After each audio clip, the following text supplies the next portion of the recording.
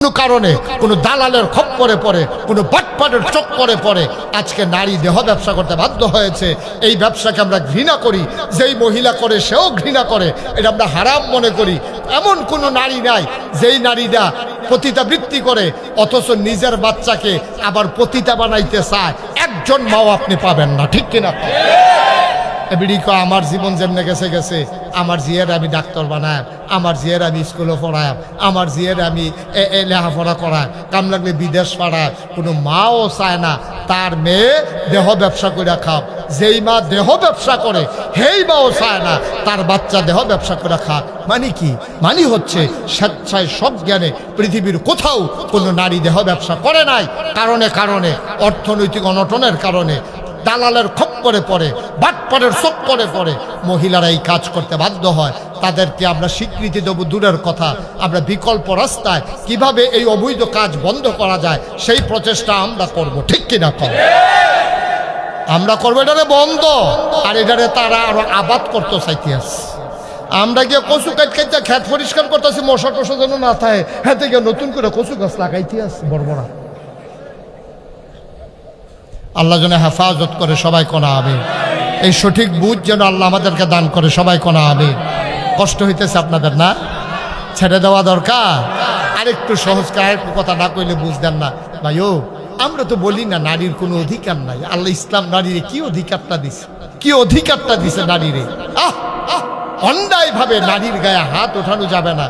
যে ইসলাম কয় পশুর গায়ে পর্যন্ত একটা ফিটা দিতে পারত না অন্যায় ভাবে, একটা গাছের ডালা কাটতে পারবে না অন্যায়। আয় ছেলে আয় বসো, কি এরকম শুরু করছো কেন? মনে হয় জন্য কি মনে করছো অন্য হুজুর সিফা দিয়া বইয়া থাকবে না,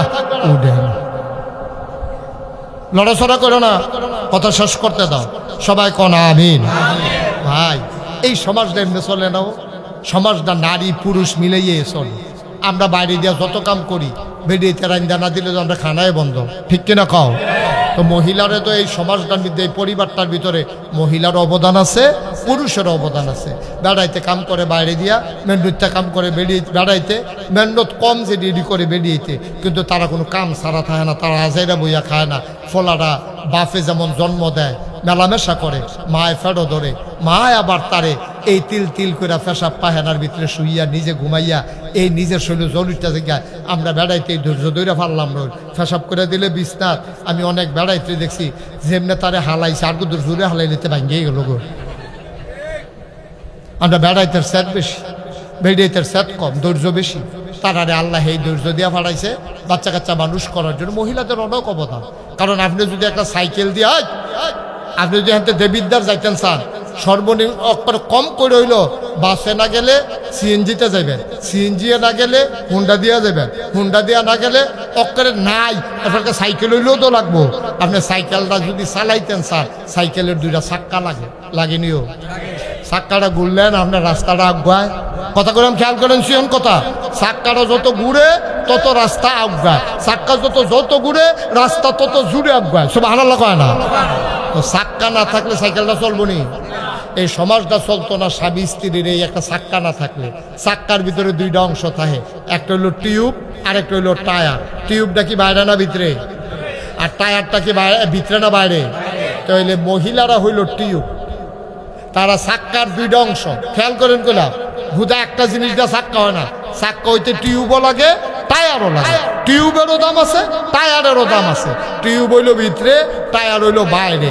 ভিতরে হইলো টিউবটা নরম, এটার ভিতরে হাওয়া লয় কিন্তু গুতা লয় না, চেষ্টানেরি লয় না, হাত ব্রেক লয় না, পাত্তরের ঘষা লয় না, কাদার গুতা লয় না, মাটির চাক্কা ঘষা খাইতে পারে না। তা এই এলাকা টিউবটারে দিয়েছে ভিতরে, টায়ারটারে বাইরে। টিউবটা নরম, টায়ারটা কি নরম না শক্ত? এটা হাত ব্রেক করছেন, রাস্তা বেড়াইয়া কালা হয়ে গেছে, টায়ার ফোড়া গন্ধ ছুটছে, কিন্তু টায়ারটার কিচ্ছু হয়েছে না। কিন্তু অহন আমরা যে মহিলারা তারা যা শুরু করছে, তারার মত হইল আমরা টিউব বেড়াইতে টায়ার। এত বছর টায়ার বাইরে আছি, ওখানে আমরা বাইরে দিয়া থাম। আমরা টিউবে আমরা বাইরে দিয়া থাম, আমরা ভিতরে থাকি কেউ দেখে না। আমরা কি দেখতাম মনে করে না, মানুষের দেখাইতাম মনে করে না? আম্মা টায়ারটা যে ঘষাটা লয়, আম্মা আপনি টিউবে কি এই ঘষাটা লইবে? আপনাকে ঠুসই আওয়াজ হইবার ফুস করে ফুটে যাবেন গা। ঠিক রে? আল্লাহ কত বুদ্ধি করে বানাইছে। এই বেটাই, তোরা চামড়া শক্ত, তোরা রোজ সহ্য করতে পারবি, তোরা লেগে টায়ার বানাইছি। ও আমার মহিলারা, তোমরা নরম, এই জন্য তোমাদেরকে টিউব বানাইছি। টায়ার আর টিউব মিলাইয়া যেমন সাইকেলের চাক্কা ঘুরে, পুরুষ এবং নারী মিলেই এই সমাজ তৈরি হয়। ঠিক কিনা বলো? কোনোভাবে ছোট করে দেখার দরকার নাই। এই জন্য কবি নজরুল বলেছিলেন, এ বিশ্ব চরাচরে যা কিছু চির কল্যাণকর, অর্ধেক তার করিয়াছে নারী, অর্ধেক তার নর। এই পৃথিবীতে যা কিছু দেখো সব এমনি এমনি হয় নাই।